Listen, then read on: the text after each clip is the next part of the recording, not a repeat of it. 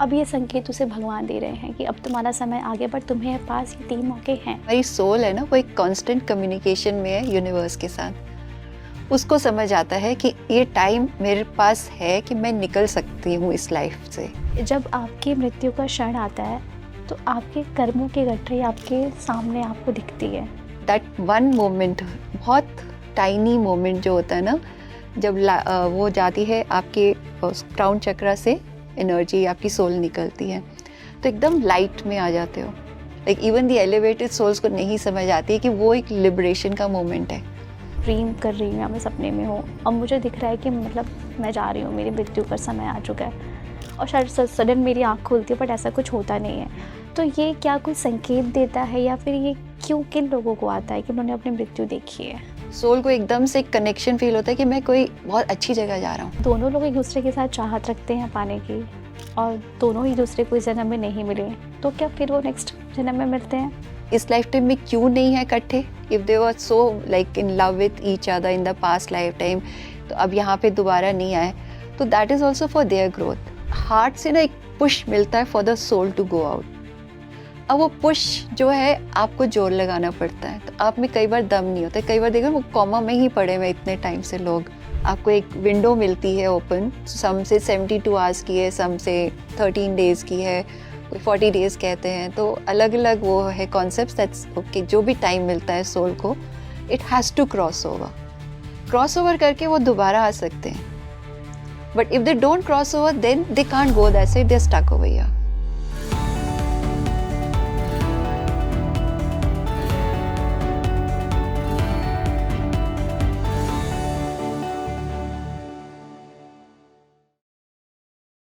नमस्ते, hello and welcome to speaking tree. मैं सोनी भारद्वाज एक बार फिर आप सभी का स्वागत करती हूँ।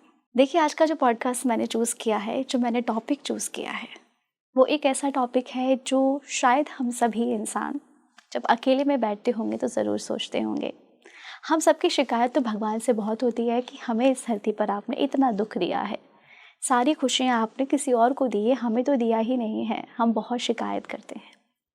एक समय आता है जब हमें ये धरती छोड़नी होती है और हमें यहाँ से जाना होता है। तो आप सोचते होंगे कि आखिर यहाँ से जाने के बाद वहाँ की दुनिया कैसी होती होगी। अगर किसी इंसान का मृत्यु का समय आ चुका है तो उसे वो 3 मौके कौन से दिए जाते हैं जो हर एक इंसान को मिलते हैं, पर हमें पता नहीं होता है। अगर आप जानना चाहते हैं कि वो 3 मौके कौन से हैं, तो प्लीज़ आप इस पॉडकास्ट को देखें। और मोस्ट इम्पॉर्टेंट चीज़ कि जब आत्मा शरीर छोड़ती है तो वो 72 घंटे वो क्या संकेत देती है? क्या वो दूसरी दुनिया में जाती है, या फिर वापस वो अपने ही घर लौटकर अपने प्रियजनों को संदेश देती है? क्या होता है मृत्यु के बाद? और सबसे अच्छी चीज़ जो मैंने इस पॉडकास्ट में जाना है कि आखिर यदि किसी इंसान का मृत्यु का समय आ चुका है तो शरीर में वो कौन कौन से बड़े संकेत दिखते हैं जो आपको बताते हैं कि अब आपकी बॉडी जवाब दे रही है कि अब आपको यहाँ से जाना है। अगर आपकी भी ये शिकायत है कि कुछ लोग समय से पहले ही चले जाते हैं, उन्होंने खुद ही अपनी ज़िंदगी ख़त्म की है, तो ऐसा नहीं है। क्यों उन्होंने ये कदम उठाया, क्यों उनके साथ ये ऐसा हुआ, ये भी जानने के लिए आप इस पूरे पॉडकास्ट को देखिए। बहुत सारी चीज़ें हमने इसमें बात की कि आखिर मृत्यु के बाद एक इंसान के साथ क्या क्या होता है, और आखिर वो 3 मिनट में उसे वो कौन से पल दिखाई देते हैं जिन्हें हम कर्मों की गठरी भी कह सकते हैं, या फिर क्या होता है। इन सब पे बात करने के लिए हमारे पास जो खास गेस्ट हैं वो पहले भी हमारे इस प्लेटफॉर्म पर आ चुकी हैं। पास्ट लाइफ थेरेपिस्ट मीनू मनुजा जी, जिन्होंने बताया है अपनी गणना के आधार पर, और उन्होंने बहुत सारे ऐसे केस स्टडीज़ की हैं जो इस बात को साबित करती हैं कि आखिर क्या होता है मृत्यु के 3 मिनट पहले, मृत्यु के बाद, और उसके बाद किन लोगों का रीबर्थ होता है। अगर आप जानना चाहते हैं, इन सब में इंटरेस्ट रखते हैं, तो प्लीज़ ये पॉडकास्ट आपकी बहुत हेल्प करेगा। इस पॉडकास्ट को पूरा एंड तक देखें। मीनू जी, मैं आपका एक बार फिर से स्वागत करती हूँ। Thank you so much for having me here again. मैं बहुत अच्छा लगा आपसे मिलके दोबारा से। Thank you. मुझे भी आपसे मिलकर बहुत अच्छा लग रहा है, और आज मैंने इतना अच्छा टॉपिक चूज़ किया है ना आपके साथ ही करने के लिए। और मुझे लगता है कि ये हम हर एक इंसान, जब हम खाली बैठते हैं या फिर जब हम ज़िंदगी की भागदौड़ में कहीं खो जाते हैं ना, तो हम सभी के मन में ये सवाल आता है। हम पैदा होते हैं, ये ज़िंदगी हमें भगवान ने दी है, हम इसे खूबसूरती के साथ जीते हैं, इसमें दुख भी आते हैं, इसमें सुख भी आते हैं, पर एक क्षण ऐसा आता है जिसमें हर इंसान जानना चाहता है कि क्या मृत्यु से पहले क्या कोई ऐसे 3 मौके मिलते हैं हर एक इंसान को कि अब ये संकेत उसे भगवान दे रहे हैं कि अब तुम्हारा समय आ गया, पर तुम्हें पास ये 3 मौके हैं। वो 3 मौके कौन से होते हैं? वो 3 मौके मिलते हैं और कई जगह तो बोला गया 5 मिलते हैं। वो हमें नहीं पता होता। तो जो ये मीनू बैठी हुई है उसको नहीं पता होएगा कि मुझे ये मौका मिला जा रहा है कि मैं लाइफ छोड़ दूँ। ये जो हमारी सोल है ना, वो एक कांस्टेंट कम्युनिकेशन में है यूनिवर्स के साथ। उसको समझ आता है कि ये टाइम मेरे पास है कि मैं निकल सकती हूँ इस लाइफ से। तो उस टाइम वो सोल जो है ना सोचती है कि अच्छा मेरा अगर लाइफ पार्ट सही नहीं जा रहा, जो मैं सोच के जो मैंने सोचा था कि मैं यहाँ के करूँगी दुनिया में, अगर वो नहीं फुलफिल हो रहा तो मैं आउट ले लूँगी। एंड वो हमें नहीं पता कौन से पॉइंट्स ऑफ टाइम पे मिलते हैं, उसकी भी हमें नॉलेज नहीं रहती है। उस सोल की ही कम्युनिकेशन है। एक यंग एज में मिलते हैं कि आपका रास्ता सही नहीं जा रहा। जैसे एक यंग डेथ हुई थी तो उससे उसकी मदर आई थी मेरे पास कि 18-19 साल का लड़का था, चला गया। तो when she went into the past life और उसकी सोल से कनेक्ट किया तो उसको समझ आया कि वो लड़का ना थोड़ा गलत रास्तों पे चला गया था, एडिक्शन में चला गया था, पढ़ नहीं रहा था। तो आगे उसकी लाइफ या तो बहुत मेहनत करता उस सब चीज़ों से निकलने के लिए, या फिर उसने वो चूज़ कर लिया कि अब मेरा कुछ नहीं हो सकता, कि मैं नहीं छोड़ पाऊंगा। सो उसने आउट ले लिया कि ताकि मैं और ज़्यादा डीप ना जाऊं उसमें। सो देन और कई बार फिर लेटर ऑन इन लाइफ के आते हैं कि आपको लगता है जो आप करने आए थे वो हो गया, जल्दी हो गया, मतलब मेरा 35 ईयर्स में ही हो गया मेरा जो करना है। तो आप आगे तो टाइम वेस्ट नहीं करते, आप फिर निकल जाते हो कि नेक्स्ट लाइफ टाइम में कुछ और करूं। सो सोल जो है ना बहुत ही, व्हाट वुड यू से, कि अपने प्रति वो बहुत जागृत होता है, या जो भी कहते हो कि मेरी ग्रोथ इज इम्पॉर्टेंट। सोल अपने हिसाब से अपना पॉइंट ऑफ टाइम, जो टाइम आता है उसका निकलने का, वो खुद चूज करता है। हमें नहीं पता, हम तो अपने मस्त जिंदगी जी रहे हैं, हमें नहीं मालूम कि वो अच्छा टाइम आ गया था, मैंने चूज किया, अच्छा नहीं और आगे बढ़ना है मुझे, या अब मैंने निकलना है। मे बी आप बीमार है बहुत, कोई टर्मिनल इलनेस हो गई है आपको, बहुत स्ट्रगल रहेगा, बहुत आपको इलाज कराने पड़ेंगे, पैसा बहुत खर्च होएगा। सो देन सोल डिसाइड्स कि अच्छा चलो छोड़ो, हो गया, जो मेरे को सफरिंग जितनी मुझे लेनी थी वो मैंने ले ली, अब रहने देता हूँ, आगे निकल जाता हूँ। पर जो फाइनल कॉल होती है ना, जो 3rd या 5th पॉइंट होती है, उसमें कोई चॉइस नहीं है। अच्छा, उसमें तो जाना ही पड़ेगा आपको।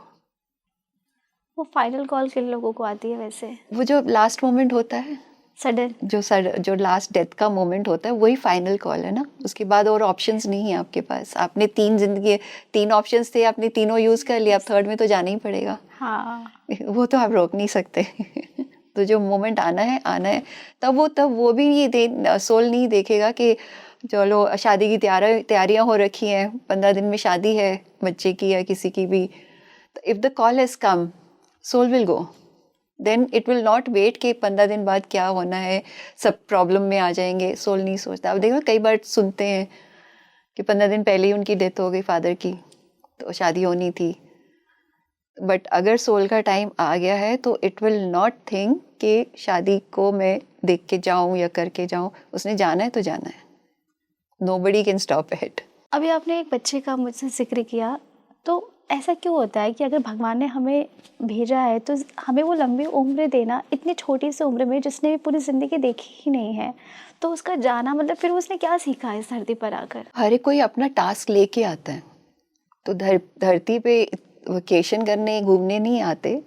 दे कम विद अ टास्क, एक पर्टिकुलर उनका जो पाथ सेट करके आए हैं पहले से ही। अब जो वो चला गया है 19 ईयर्स ऑफ एज में, तो उसने शायद वो लिया होगा कि मेरे को ये सब्सटेंस इशू जो है वो नहीं रखना, छोड़ना है। बट आके देखा कि may be in the past life वो भी एडिक्ट था, तो अब उसने चूज़ किया कि इस लाइफ टाइम में मैंने छोड़ना है। पर अब यंग एज में ही फंस गया फिर से उसमें, तो उसकी लाइफ तो फिर वेस्ट हो गई ना, कि जो मैं जिस पर्पस के लिए आया था वो तो हो नहीं रहा, तो मैं अब आगे जाके क्या करूं। So they have taken an out. सिर्फ उसकी जर्नी नहीं है, parents also have to learn something. उनको भी वो ये चीज़ होती है to push the parents into spirituality. तो क्योंकि जब कोई जाता है तभी आप मुड़ते हो भगवान की तरफ, ऐसे तो मुड़ते नहीं हो। तो वो उनको मौका देने आया है कि आप इस तरफ मुड़ो। उसकी तो वही जर्नी रही है, जो बीमार है वो सफरिंग के थ्रू कोई पुराना कर्मा ख़त्म कर रहा है। तो अब वो हो गया ख़त्म। तो अब there was one case of a small girl 7-8 years, वो भी कैंसर पेशेंट थी। अब उसमें तो बहुत खर्चा होता है, और बहुत छोटी उम्र से 3-4 साल से ही डायग्नोस हो गया। तो she passed away when she was around 8-9। तो the mother when she saw the past life, तो उसने देखा कि वो लोग ना, जैसे कि वो पहाड़ में जा रहे थे मोटरसाइकिल पे, both husband wife were there, and a small girl ran across the road. वो एक रैबिट के पीछे भाग रही थी, तो एकदम मोड़ आया, नहीं ब्रेक मार पाए और उसकी डेथ हो गई, छोटी बेबी बच्ची की। अब जो फिर पेरेंट्स को जो तकलीफ मिली, अब जो तकलीफ यहाँ पे ना, अगर आपको मॉनिटरीली मिलनी है तो वो अगर आप मॉनिटरीली फील करोगे कि तकलीफ जो है, तो आपको पैसे खर्च करके तकलीफ मिलती है। अब यहाँ पे डबल हो गया, पैसे भी खर्च हुए, लॉस भी हो गया। बट वो कर्जा उसका था कि आपने मेरे पेरेंट्स को दुख दिया, मेरी लाइफ ख़त्म कर दी, अब आप पे करोगे। तो that same soul was here, जो एक तरह से ना कि भरपाई करके फिर गई वो, कि आपका कर्जा था मेरे ऊपर, मेरे पेरेंट्स के ऊपर। So they had to face that whole suffering. और मतलब ऐसा कह सकते हैं ना कि जिन सोल्स को 3 मौके मिलते हैं वो हार मान जाते हैं अब कि चलो हमारा समय आ गया है अब, तो वो चले जाते हैं। इट्स नॉट कि हार मानना, वो तो आपका सेट है ही है। आप जिस दिन पैदा होते हो उस दिन आपकी डेथ मोमेंट भी तय हो जाती है। तो एज ए सेड ना कि वो जो मौके मिलते हैं, हमें तो मालूम ही नहीं है ना कि वो मिल रहे हैं, वो सोल को ही मालूम है कि मिल रहे हैं। तो और जो आपका पाथ है उतना आप पूरा करके ही जाओगे। कोई अपने टाइम से पहले नहीं जाता, कोई बाद में नहीं जाता। मतलब जितनी मर्जी मनते मांग लो, आगे नहीं बढ़ पाएगी उम्र आपकी। जो टाइम सेट है तो वो सेट है।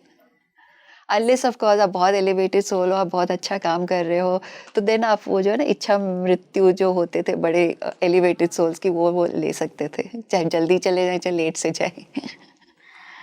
ऐसा कहा जाता है ना कि जब आपकी मृत्यु का क्षण आता है तो आपके कर्मों की गठरी आपके सामने आपको दिखती है। उस वक्त उस इंसान के मन में क्या चल रहा होता है कि क्या जो मैंने कर्म किए हैं, क्या जब मैं दोबारा मेरा जन्म होगा तो वो किस तरीके से होगा? देखो लास्ट मोमेंट में बहुत जो मुझे समझ आई है, एक तो sometimes they see their departed ones, जो बहुत ओल्ड एज, जैसे मेरी फैमिली में भी किसी की डेथ हुई, तो दे वर एबल टू अंडरस्टैंड कि कोई है जो बुला रहा है। तो अपने पुराने जो चले गए हैं प्रियजन होते, वही दिखते हैं ज़्यादातर लास्ट मोमेंट में। और लास्ट मोमेंट में अगर आपकी कोई बहुत प्रॉब्लम रही है, तो आप उस थॉट्स को भी लेके जा सकते हो। मतलब कोई भी थॉट हो सकता है लास्ट मोमेंट में। So when we do the session है, तो आई ऑलवेज आस्क कि लास्ट मोमेंट देखो, लास्ट थॉट देखो, कि वो बहुत पावरफुल है। वो आपकी पूरी अगली लाइफ को एक तरह से ना डिज़ाइन करेगा। पर और जब आप चले जाते हो ना, तो आफ्टर द डेथ पॉइंट जो है, तो ये मैं पढ़ रही थी, एक वो है the Tibetan book of the death, उसमें बहुत डिटेल में ये सारी बातें दे रखी है, हमारे गरुड़ पुराण में भी दे रखी हुई है। तो इन्हीं से नॉलेज मिलती है। तो जो प्रैक्टिकल मैंने किए थोड़ा बहुत, उनसे भी मेरे को जो समझ आया है। सो टिबेटन बुक ऑफ डेथ में कहते हैं कि दैट वन मोमेंट, बहुत टाइनी मोमेंट जो होता है ना, जब वो जाती है आपके क्राउन चक्रा से, एनर्जी आपकी सोल निकलती है, तो एकदम लाइट में आ जाते हो। तो उस इंस्टेंट में सोल को समझ आ जाती है कि ये सब कुछ ड्रामा था, this is not real, this is real. अगर वो उस मोमेंट में उस चीज़ को एक्सेप्ट कर ले, उसको समझ तो आ जाती है, बट वो है ना, देखते हैं और कई बार नहीं एक्सेप्ट कर पाते। अगर वो एक्सेप्ट कर लेती है, इट इज़ लिबरेटेड। पर वो बहुत टाइनी सेकंड है जो कि ऐसे समझ भी नहीं आती है। Like even the elevated souls को नहीं समझ आती है कि वो एक लिबरेशन का मोमेंट है। तो उसके बाद आपका फिर सारा आपकी वो लाइफ का साइकिल, आप फिर उसमें आ जाते हो। अपनी लाइफ के साइकिल में आप देखने लगते हो कि आपकी पूरी लाइफ रिव्यू होती है आपके सामने, आइज़ के सामने, जो आपने किया है, अच्छा किया है, बुरा किया है, किसी को पेन दिया है, किसी को हेल्प किया है, you see all of that. और उसके रिव्यू आप कर रहे हो, कोई और sometimes they are also there to support you, जो हमारे स्पिरिट गाइड्स हैं या जो एंसेस्टर्स हैं वो आ सकते हैं, but it's you who is seeing that and you are seeing it in a totally detached manner. और सिर्फ जो आप देख रहे हो आपने किया वही नहीं समझ आती, जो दूसरे के ऊपर इफेक्ट आया है, मतलब आपने किसी को कुछ कहा उसका क्या रिएक्शन था वो भी आप फील कर पाते हो। सो दिस मोमेंट जो होता है ना after death, so I do not know what time you would give it, but it's like a flash. It's not कि 3 मिनट तो बहुत लंबे हो जाते हैं फिर उसमें। तब जिस सोल ने समझ लिया See, उसको वो सारा लाइफ रिव्यू है। उसके बाद उसको मौका मिलता है कि मैं उसको, मतलब मेरे को अब क्या ठीक करना है। लाइक मैंने अगर किसी को दुख दिया है तो सोल इंस्टेंटली डिसाइड्स कि मुझे जो है ना उतना ही सफरिंग फेस करनी पड़ेगी। और कई सोल्स ऐसी होती है ना मीनू जी, जिन्हें जो रीबर्थ लेती है और किन्हें तो रीबर्थ लेना ही नहीं है, वो नहीं चाहती कि अब मैं वापस इस धरती पर आऊँ। वो कौन से सोल्स होते हैं? देखो, जो एलिवेटेड सोल्स होती है ना उनके पास चॉइस होती है कि अच्छा मुझे नहीं लेना तो नहीं लेना। सो दे हैव द ऑप्शन कि मैं वापस नहीं आऊँ। बट जो हम आम जनता है, हमने जो कर्म इकट्ठे करे हुए हैं वो तो हमें रिलीज करना ही पड़ेगा ना। But we are given a time out कि अच्छा तुम इतना टाइम अभी नहीं जाना, अभी नहीं जाना, but there will come a point of time when you will be pushed back. नहीं, अब बस जाना ही पड़ेगा आपको वापस, तो बर्थ लेना ही पड़ेगा क्योंकि आपके कर्म पेंडिंग है और आपको ख़त्म करने हैं। तो बट जो एलिवेटेड सोल्स हैं दे हैव अ चॉइस। फिर वो आते हैं एज टीचर्स, चूज करके आते हैं कि अच्छा मुझे हेल्प करना है लोगों की, तो then they will come back there, otherwise they can stay wherever they have to. अच्छा, अगर मान लीजिए कि किसी इंसान को उसका वो पल आ चुका है कि अब उसे इस धरती से जाना है, तो क्या उस वक्त उस इंसान के माइंड में ऐसी क्या चीज़ें चल रही होती है जो उसे लगता है कि मैं अगर अभी मैंने ये ठीक कर लिया तो आगे वाले जीवन में मुझे ये सेम चीज़ फेस ना करना पड़े, बट अब तो उसका समय आ चुका है, बट उसके दिमाग में ये चीज़ चल रही है, तो क्या इसका कोई प्रोसेस होगा नेक्स्ट रीबर्थ में? जो लास्ट मोमेंट में उनके थॉट आते हैं ना, तो उससे definitely as I said next life design होती है आपकी। तो और पर वो आप जैसे हैड अ रीसेंट केस इसमें, तो इस लाइफ टाइम में they are like father and daughter. The daughter had come कि फादर से बिल्कुल नहीं बनती, बहुत she feels very aggressive towards him. तो फादर फिर भी थोड़ा सा कोशिश करते हैं कि शांत रहे वो। So in the past she saw that she and the father were husband and wife and he was a very violent character. So जैसे वो जमींदार था, हाँ। तो खूब डरा के रखा हुआ था, बच्चे भी थे, इसको भी मार, वायलेंस भी होती थी उसकी। तो पूरी life she had to face that. अब उस टाइम तो कुछ करते नहीं थे वो लोग कि चले हट जाए वहाँ से, तो she had to suffer the whole life. In the end, around towards the end, like he felt 65 years की एज में ही बिकेम इल। तो यही ध्यान रख रही थी। अब जब वो when he became ill, he had the realization कि मैंने क्या किया इसके साथ, क्योंकि अब उसने सेवा करा रहा है तो उसको अब समझ आ रही है कि मैंने कितना बुरी तरीके से बिहेव किया है इसके साथ। So he started asking for forgiveness, but she was not willing to forgive, क्योंकि बहुत सालों से परेशान हो रखी थी, तो गुस्सा भरा हुआ था, तो कर रही थी सारे काम अभी भी, but she was not ready to forgive him. But he passed away with the thought कि मुझे प्लीज माफ कर दो। अब इस लाइफ टाइम में they did not come back as husband and wife, क्योंकि वही सबसे चैलेंजिंग रिलेशनशिप है। अब फादर फिर भी थोड़ा सा जो है ना मान लेगा, समझ लेगा, तो now they come back as daughter and father. तो अब now she has to learn to forgive him. उसको गुस्सा वही चल रहा है पिछले जन्म का कि मेरे को कितना परेशान किया इसने।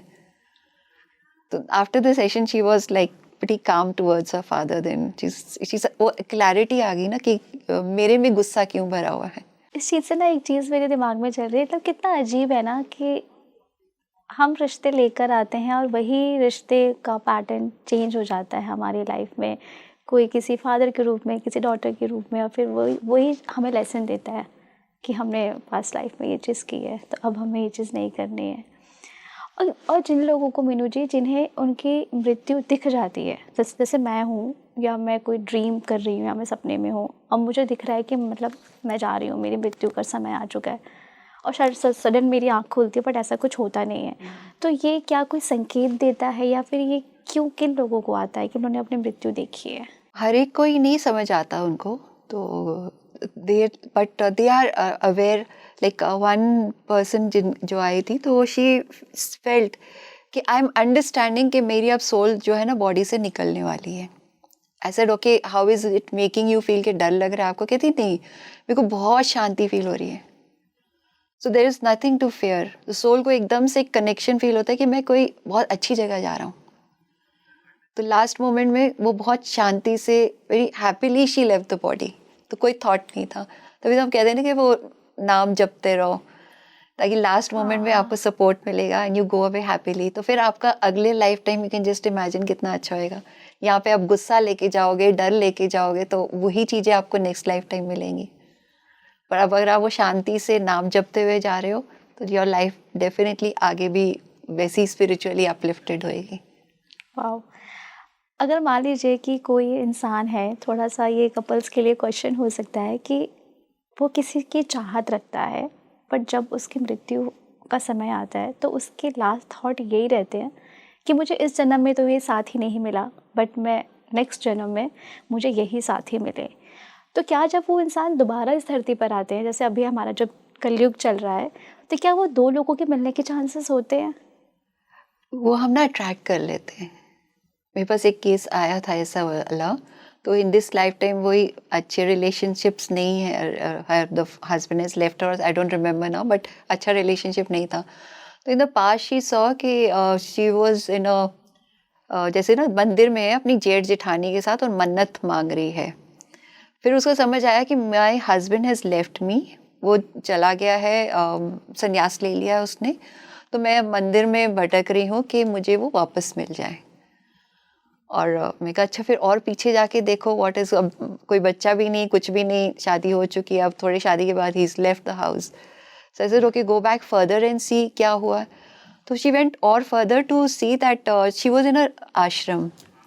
तो ऋषि का आश्रम था कोई, और ऋषि का जो बेटा था ना उसको ये पसंद करती थी और वो भी इसको पसंद करता था।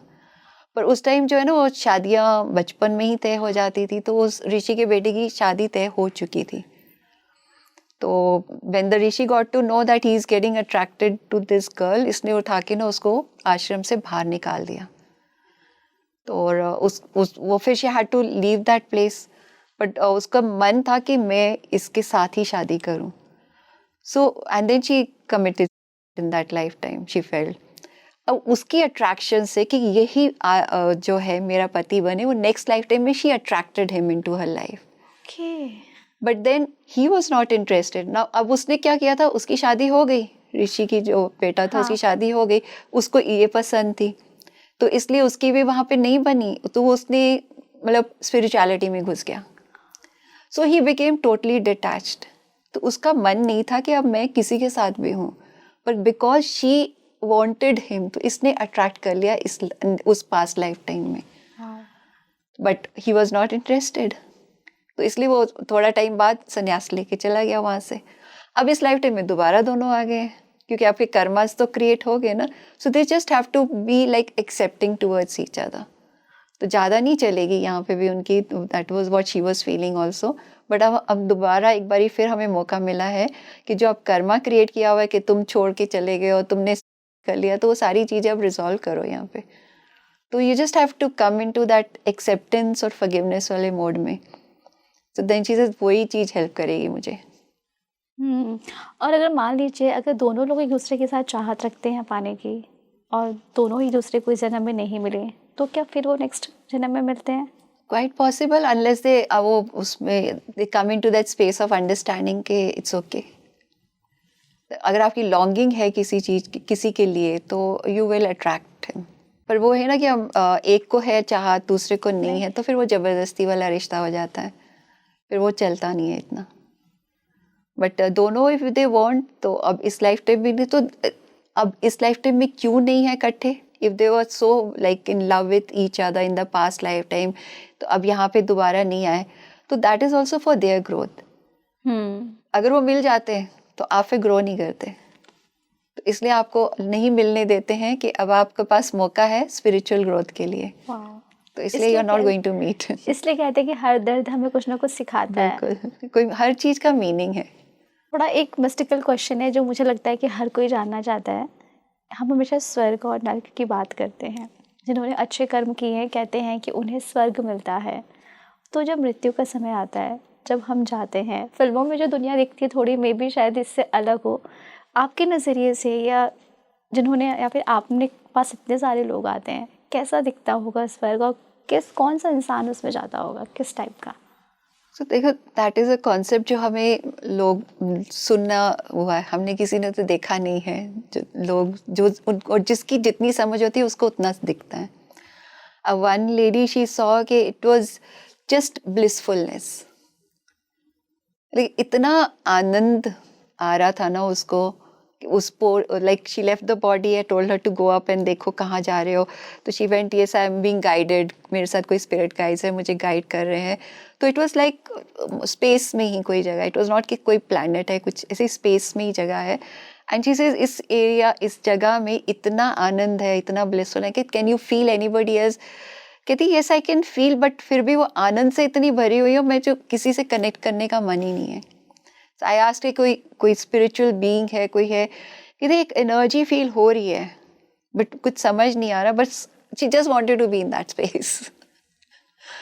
और एक दूसरे थे, he went up and he felt कि जैसे कि बहुत सुंदर गार्डन सा है और उसमें वो परियां घूम रही हैं और फ्रूट्स हैं, मतलब हर चीज he was describing like very beautiful. वो उनका कॉन्सेप्ट था। अनदर वन ही फेल्ट कि किसी अर्थ लाइक प्लैनेट में पहुंच गया हूँ। यदि यहाँ पे भी ह्यूमन फॉर्म्स हैं but not the physical form, energy forms हैं, but they are like human beings. तो हर एक का ना अपना अपना कंसेप्ट होता है कि वो स्वर्ग क्या है और उन्होंने किस तरीके से देखा उनसे। हाँ उसको। हाँ हाँ, तो ऐसा कोई वो क्राइटेरिया है कि बस ऐसा, या वहाँ पे जाओ तो वो वहाँ पे ताजमहल जाओगे तो वही चीज़ मिलेगी आपको, ऐसा कुछ भी नहीं है। तो everyone has their own individual perception क्या है वो, बट ये एक कॉमन है, बहुत पीसफुलनेस है, बहुत ब्लिसफुलनेस है, बहुत ही ज़्यादा रिलैक्सेशन फील होता है। सो आई जस्ट टेल देम अच्छा इंटीग्रेट करके वापस ले आओ, यहाँ पे बना लो स्वर्ग। मैंने ऐसे कई किताब में पढ़ा था कि कहते हैं कि जब किसी इंसान का मृत्यु का समय आता है तो एक एज के बाद शरीर में कुछ संकेत आते हैं, उसे शरीर बताता है कि अब तुम्हारा समय आ चुका है। तो वो कॉमन संकेत कौन कौन से होते हैं? देखो हमारे जो है ना चक्रास से एनर्जी ऊपर उठती है, तो व्हेन दैट्स लास्ट टाइम में भी ना, अब कुछ chakras are connected to all our body elements, जो 5 तत्व हैं उससे भी कनेक्टेड है। तो सबसे पहले तो मूलाधार से ऊपर एनर्जी उठ रही होती है, तो आपको हैवीनेस फील होती है, मूवमेंट कम करने का मन होता है। फिर इट मूव्स टू द स्वादिष्ठान, तो वाटर एलिमेंट आ जाता है उसमें। तो उसमें फिर क्या होता है कि आप you don't have control over your body fluids. तो उसके बाद इट गोज़ टू योर नाभि एरिया जो फायर से कनेक्टेड है, तो फिर आपका खाना पीना छूट जाता है क्योंकि डाइजेशन ख़त्म हो जाती है, फायर एलिमेंट ख़त्म हो गया है। So then it moves to your heart, the energy जो है ना धीरे धीरे हार्ट पे जाती है। तो हार्ट से ना एक पुश मिलता है for the soul to go out. अब वो पुश जो है आपको जोर लगाना पड़ता है, तो आप में कई बार दम नहीं होता, कई बार देखो वो कोमा में ही पड़े हुए इतने टाइम से लोग, because they don't even have the strength to push that energy out.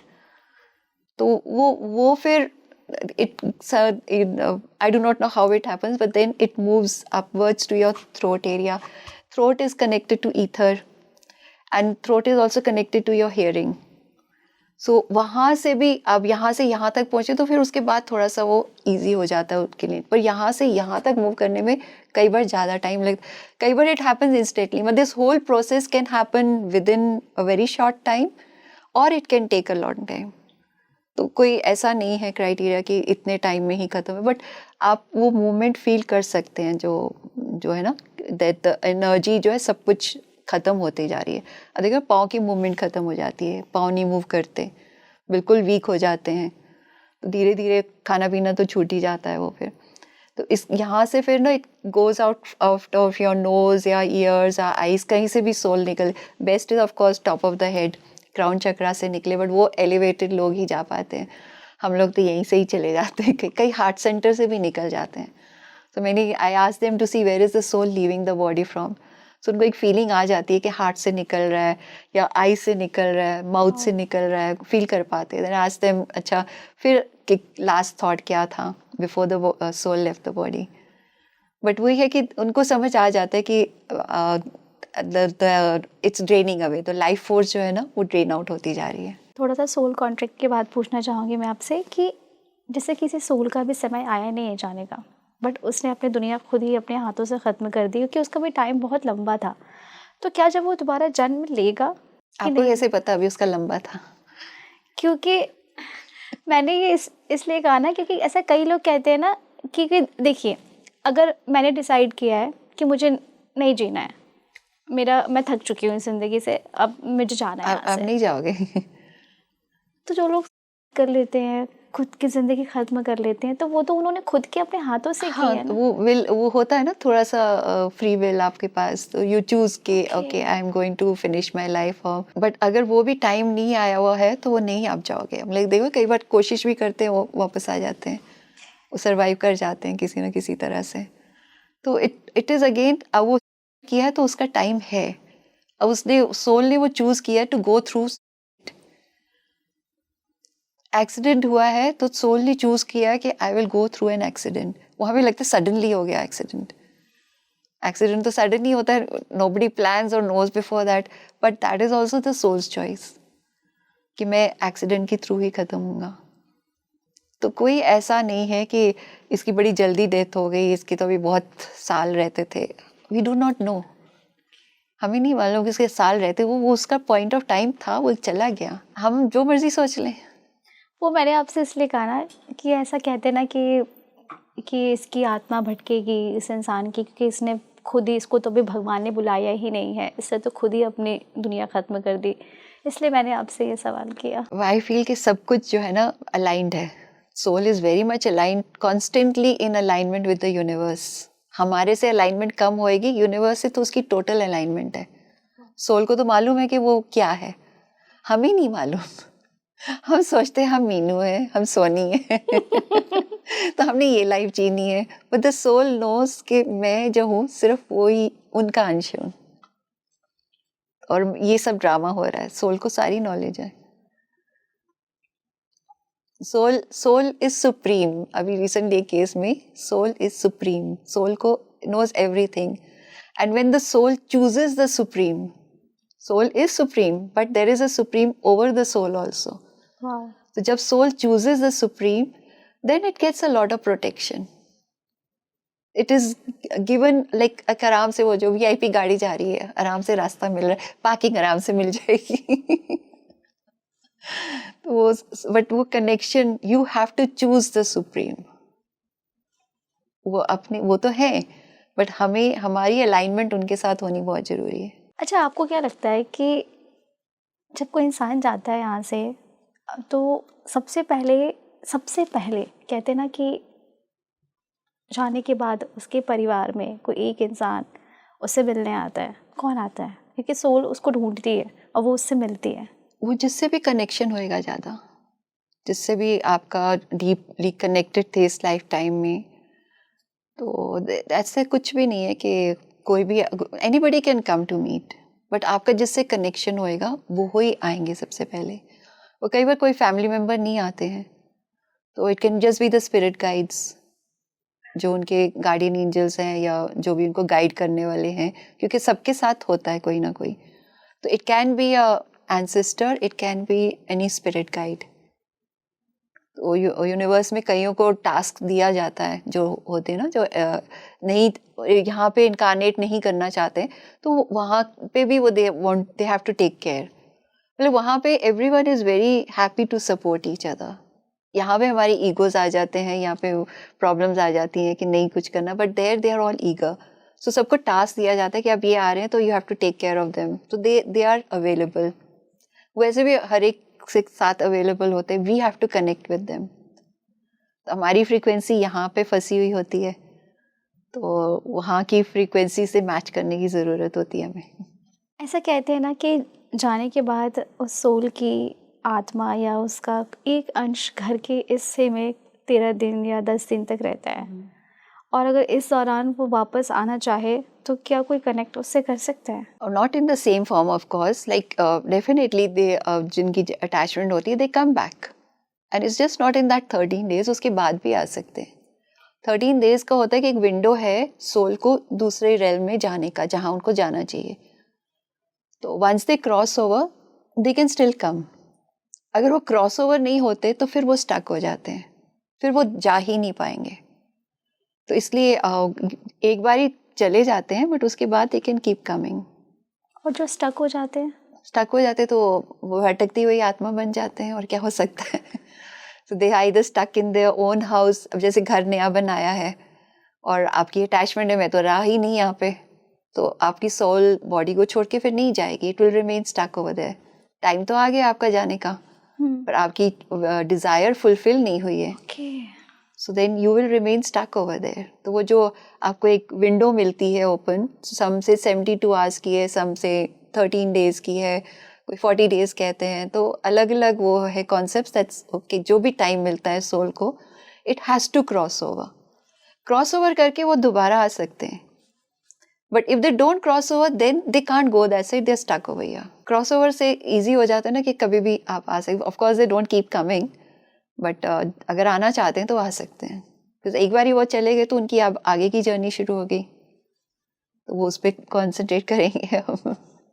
एक सवाल और है जो मुझसे किसी ने पूछा था, मैं आपसे पूछना चाहती हूँ कि अगर हम अपने किसी लव्ड वंस को जाने का, हमें बहुत दुख है और हम बहुत रो रहे हैं, यहाँ पे हम बहुत रो रहे हैं, बट वो हमें देख रहा है, तो क्या उस इंसान को दर्द होगा, उस सोल को पेन होगा? पेन इन द सेंस कि वो आगे नहीं बढ़ पाएगा. Once the soul is free of the body, उसकी अटैचमेंट भी खत्म हो जाती है. बट हम इन द बॉडी फॉर्म, हमारी अटैचमेंट नहीं खत्म होती, तो हम फिर ग्रीफ में रह जाते हैं. बट उससे अब he has crossed over, but he will not be able to move forward. तो वो पुल बैक होता रहेगा, तो जाएगा भी आगे. उस he will not be able to like free नहीं हो पाएंगे वो. उनका ध्यान यहीं अटका रहेगा. So even they are not attached, but because of your grief, they will be pulled back. So इसलिए बहुत ज़रूरी है कि grief होता भी है और होना भी चाहिए, but उसमें जो है ना कि उसी में बह मत जाओ. 24 घंटे की आपने अपनी लाइफ ही ब्लॉक कर ली, कुछ और नहीं हो पा रहा, तो अब like you have to feel them in your heart centre. कि अब वो जो फिजिकल फॉर्म है वो तो किसी हाल में नहीं आ सकता वापस, अब तो चले गए हैं वो. अब आपको ही संभालना पड़ेगा ना अपने आप को. तो आपका भी ये चैलेंज है, यही सीखने आए हो आप यहाँ पे कि मैं कैसे एक्सेप्टेंस लाऊं. So then we have to turn inwards. उनको पहले तो फिर भी वो काम पे गए हैं, कोई इधर उधर चले गए हैं, you are meeting for only a little while. Now you can be with them 24/7. Feel them in your heart centre कि वो हमारे साथ ही हैं. जैसा वो सोचते थे, बात करते थे, connect to them that way. रोना आएगा naturally, because we are human beings, but उसमें बह नहीं जाना. Have feel that grief and then feel कि yes he is there with me and guiding me from within, supporting me from within. तो फिर आपका heart connection बनता है. मुझसे किसी ने एक सवाल पूछा था कि किसी के अगर पेरेंट्स नहीं हैं और वो खुद को बहुत कोसते हैं, जब वो दूसरे पेरेंट्स को देखते हैं अपने बच्चों के साथ, तो उन्हें लगता है कि भी भगवान ने हमारे साथ बहुत अन्याय किया है. उन लोगों के लिए आप क्या कहना चाहेंगे? उसका भी पर्पस था ना, तो आपकी चॉइस थी. क्योंकि देखो हम सोच के आते हैं हमें क्या सीखना है, तो आपने सोच के आए हुए हो कि मुझे जो है ना इंडिपेंडेंट बनना है, स्ट्रांग बनना है, I need to stand up for myself. अब जब तक ये सर्कमस्टेंस नहीं मिलेंगे, how will you learn to stand for yourself. तो इसलिए आप वही सोच के आए हो, इसलिए वो सर्कमस्टेंस मिली है. सो ये जो होता है ना स्टैंड अप फॉर योरसेल्फ, ये बहुत इम्पोर्टेंट है. तो हम everyone is unique, everyone is important. उनके लिए तो सब बराबर है, पर वो चाहते हैं कि हर सोल जो है ना स्ट्रांग होए, किसी को हावी मत होने दे अपने ऊपर. तो अभी रिसेंटली केस आया था, शी वाज लाइक कोई इन लॉज से परेशान, sister-in-law, mother-in-law, all have ganged up against her, and ये रोती जा रही है, कुछ कर नहीं पाती. हस्बैंड का भी सपोर्ट नील है. So in the past lifetime she saw that she was a young girl 7-8 years old, and she felt कि घर में ना आग लग गई and both her parents passed away in that. तो गांव में ही थे जैसे. तो ये नदी के किनारे बैठ के रो रही थी. She felt herself कि नदी के किनारे बैठ के मैं रो रही हूँ. तो कोई जेंटलमैन आए, तो उन्होंने देखा, पूछा क्या हुआ, तो फिर उसको ना अपने साथ ले गए, घर लेके चले गए. अब घर में his wife was not happy कि किसको उठा के लेके आए हो, तो फिर कह रही चलो काम वाम कर लेगी. So then they kept her with them as a servant, and very bad life she had, aggression, सारा time काम, violence face करती, पूरी life उसकी ऐसी निकली, and she felt she passed away at 70. So I said go back and see कि ये life क्यों ऐसी हुई थी, आपने क्यों ये choose करी. तो she went back पीछे, तो उसमें भी उसको गांव का ही सीन दिया, and then she felt that she had 6 daughters. तो अब उसकी भी कोई वैल्यू नहीं वहाँ पे, तो वो खुद को भी वैल्यू नहीं करती कि मेरी तो बेटियाँ ही हो रही है, तो मैं तो काम की नहीं हूँ. खुद की उसकी थिंकिंग भी यही होगी, so I don't deserve to have anything good. उसकी वजह से she got the next life time कि I don't deserve anything good. वो थॉट उसका वहाँ के, अब वही थॉट यहाँ कैरी ओवर हो गया, I don't deserve anything good. So she has to learn to take a stand for herself, create that. वो बाउंड्री लेसन्स भी सीखने आते हैं कि इससे आगे मैं टॉलरेट नहीं करूँगी, और वो आप ही कर सकते हो. You have to take a stand for yourself. कोई बहुत आपको ओवर पावर कर रहा है तो स्टेप बैक. क्या होता है कि हम अपनी वैल्यू भूल जाते हैं, फिर वी डोंट वैल्यू आवरसेल्व्स. अपनी वैल्यू सबसे सेल्फ लव, सेल्फ वैल्यू, ये बहुत इंपॉर्टेंट है. बिकॉज आप जब अपनी वैल्यू नहीं करोगे तो दूसरा कैसे करेगा. तो you have to learn that. तो इसीलिए आपने ये चूज़ किया कि ऐसे सर्कमस्टांसेस में फेस करूं ताकि मैं अपनी वैल्यू बना सकूं. पहले तो अपने लिए, फिर दूसरों के लिए.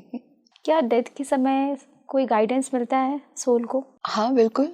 वो जो एक लाइफ रिव्यू की बात कर रही थी, तो उसमें आपको जो है स्पिरिट गाइड्स भी आ जाते हैं. सो दे हेल्प यू अंडरस्टैंड. तो गाइडेंस मेन तब मिलती है जब हम नेक्स्ट लाइफ टाइम में स्टेप कर रहे होते हैं, तब हम जब अपनी न्यू लाइफ डिज़ाइन कर रहे होते हैं, तब हमें गाइडेंस मिलती है.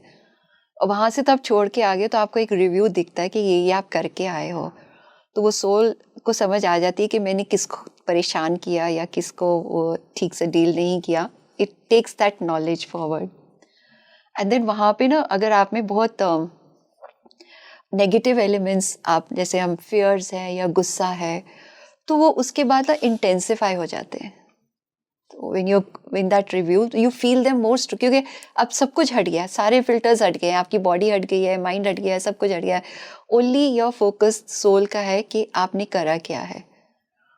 तो कोई डिस्ट्रैक्शंस नहीं, तो आप पूरी तरह से फोकस्ड हो. तो जो भी फीलिंग्स थे ना, आप उनको और ज़्यादा इंटेंसिटी से फील करते हो. और जब आप इंटेंसिटी से फील करते हो तो वो स्ट्रॉन्ग हो जाती है और स्ट्रांगली नेक्स्ट लाइफ टाइम में चल पड़ती हैं. अब जैसे कोई फियर है बहुत स्ट्रांग, तो उस लाइफ में वो मल्टीप्लाई हो जाएगा इन दैट मोमेंट. सो इसलिए हम ना कहते हैं कि अपना गुस्सा, फियर्स लाइफ में सोच, उसको सीखो कैसे छोड़ना है. So have to let go of that, नहीं तो वो नेक्स्ट लाइफ टाइम में और ज़्यादा पावरफुली जो है ना आप उसको कैरी करोगे. तो फिर जब वो नेक्स्ट लाइफ टाइम डिज़ाइन करते हैं तो the soul designs the whole life. ये मत सोचो कि उसकी वजह से मेरी लाइफ में प्रॉब्लम हो रही. आपने चूज़ किया उसको कि मुझे पोक करेगा. आपने चूज़ किया है कि मैं ये ऐसे सफरिंग फेस करूँगी. आपने चूज़ किया है कि मेरे पास पैसे की कमी होएगी, क्योंकि आपको डील करना है, इससे समझना है. एक तो होता है यहाँ पे आके हम सब कुछ भूल जाते हैं कि मैंने चूज़ किया है. हाँ. रोना धोना मचा देते हैं, कैसे हो रहा है, क्यों हो रहा है, उसकी वजह ये वो, ऑल ब्लेम्स, कंप्लेन्स हमारी शुरू हो जाती हैं. But if I have the choice, इस रोड पे है जाऊँ, और I have the choice to take a stand and pull myself up. ये आप ही कर सकते हो और कोई नहीं कर सकता. हाँ.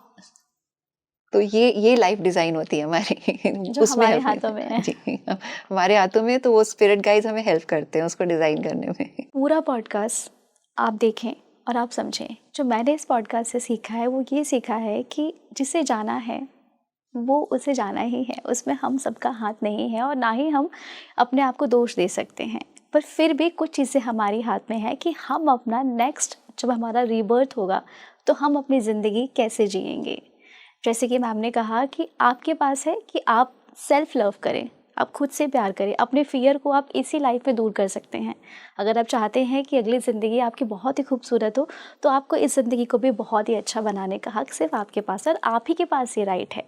फिर भी कुछ सवाल हैं आपके जो आप हमसे पूछना चाहते हैं तो हमें कमेंट बॉक्स में कमेंट करके बताएं। हम नेक्स्ट पॉडकास्ट में आपके सभी सवालों को लेकर ज़रूर आएंगे। तब तक के लिए मैं आप सभी का एक बार फिर से धन्यवाद करती हूँ। मैम, मैं आपका भी। Thank you so much. Thank you.